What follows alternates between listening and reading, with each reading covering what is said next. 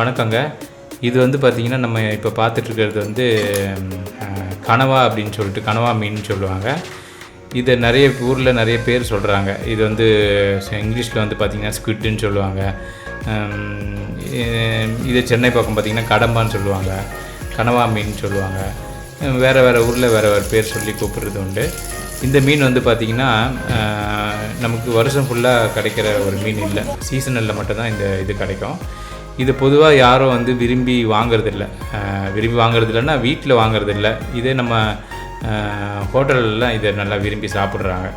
ஏன் வாங்கிறதில்லன்னா, இது க்ளீன் பண்ணுறது ரொம்ப ஒரு கஷ்டமான ஒரு விஷயம் அப்படின்னு நினைக்கிறாங்க எல்லாருமே. ஆனால் இது க்ளீன் பண்ணுறது வந்து பார்த்திங்கன்னா ரொம்ப ரொம்ப ஈஸியான ஒரு மெத்தட் தான். இப்போ இதுலேயே நீங்கள் பார்த்தா தெரியும், அந்த மேலே இருக்க தோலெல்லாம் நம்ம ஈஸியாக கையிலேயே வந்து உரித்து எடுத்துடலாம். உள்ளார வந்து பார்த்திங்கன்னா ஒரு மாதிரி பிளாஸ்டிக் மாதிரி ஒன்று இருக்கும். ஸோ அதையும் எடுத்துகிட்டு நமக்கு தேவையான மாதிரி ரவுண்டாகவும் கட் பண்ணிக்கலாம், ரிங்காக இப்போ இதில் கட் பண்ணுற பாருங்க, ரிங்காக இப்படி கட் பண்ணுறோன்னா நம்ம க்ளீன் பண்ணுறது ரொம்ப ஈஸி. வாஷ் பண்ணும்போது அந்த உள்ளே இருக்கிற மற்ற இதெல்லாம் நமக்கு வந்துடும். இல்லைனா நம்ம இதே வந்து இன்னும் இது சின்ன கனவான்றதால நம்ம ரவுண்டாக போட்டுருவோம். இதே பெரிய கனவா மீன் வாங்கும்போது நம்ம அதை 2 பாதியாக கட் பண்ணி பீஸாக போட்டால் கூட அது நமக்கு நல்ல ஒரு இது கிடைக்கும். இது பொதுவாக இது க்ளீன் பண்ணுறதுல ஒன்று டிஃபிகல்ட் என்னென்னா, இந்த பல் எடுக்கிறதும் அதே மாதிரி இந்த மை பாருங்கள், இந்த மை எடுக்கிறது தான். இதை நம்ம கரெக்டாக பார்த்துட்டு, இது இப்போ இந்த மை எடுக்கிறதுக்காக காட்டுறேன் உங்களுக்கு. அந்த மையோடு சேர்ந்து அந்த குடல் பகுதியும் எடுத்துடலாம். ஸோ இந்த மையை இப்போ மட்டும் எடுத்து காட்டுறேன் பாருங்கள். இதுதான்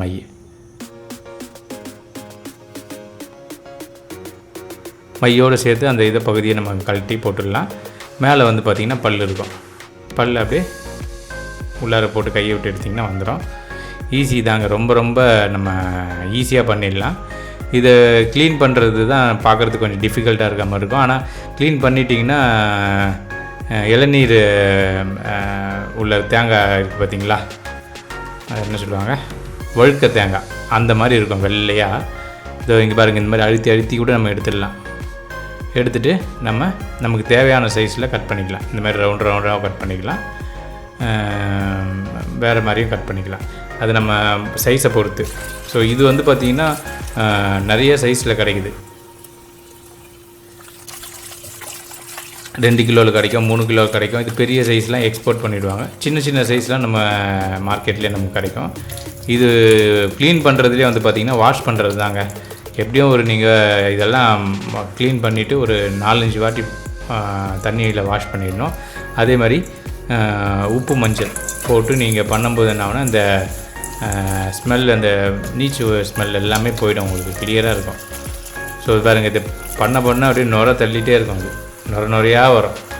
ஒரு 5 வாட்டி 6 வாட்டி க்ளீன் பண்ணால் தான் உங்களுக்கு கரெக்டான ப்ராப்பரான விதத்தில் அது கிடைக்கும். நீங்கள் சமையல் பண்ணும்போதும் அது வந்து பார்த்திங்கன்னா அந்த ஸ்மெல் இல்லாமல் இருக்கும்.